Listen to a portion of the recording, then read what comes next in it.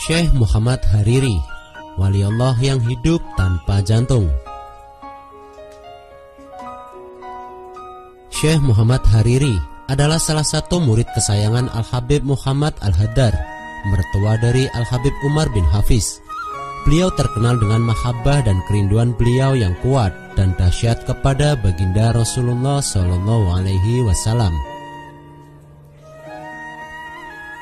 Suatu ketika beliau didiagnosis di rumah sakit melalui X-ray atau foto rongsen.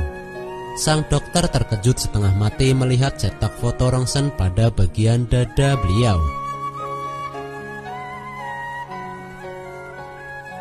Sang dokter bertanya keheranan, "Engkau ini manusia atau bukan?" Sang syekh bertanya balik, "Kenapa engkau bertanya seperti itu?" Sambil menggelengkan kepala, dokter itu bertanya kembali, "Kenapa engkau bisa hidup tanpa jantung? Di mana jantungmu?"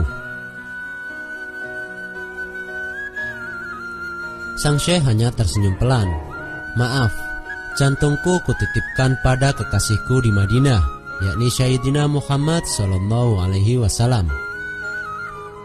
Syekh Muhammad Hariri adalah orang yang sangat mahabbah kepada Rasulullah SAW dan begitu alim.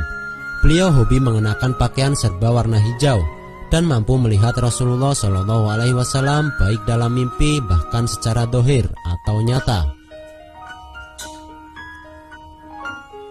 Akan tetapi suatu ketika beliau masuk ke Tarim, beliau tidak bisa melihat Rasulullah. Dan ketika beliau keluar dari Tarim, pulang ke asalnya, beliau bertemu Rasulullah di dalam mimpinya. Beliau pun menanyakan hal tersebut kepada Rasulullah, mengapa ia tidak dapat melihat Rasul ketika berada di Tarim.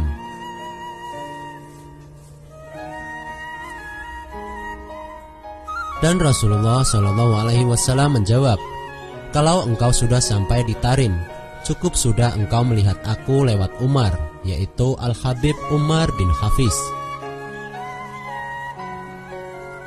Jadi benarlah kata Habib Abdullah bin Syihab, "Walaupun aku tidak pernah duduk di zaman Al-Faqih Muqaddam, walaupun aku tidak pernah duduk di zaman Imam Haddad, tetapi aku cukup beruntung hidup di zaman Habib Umar bin Hafiz."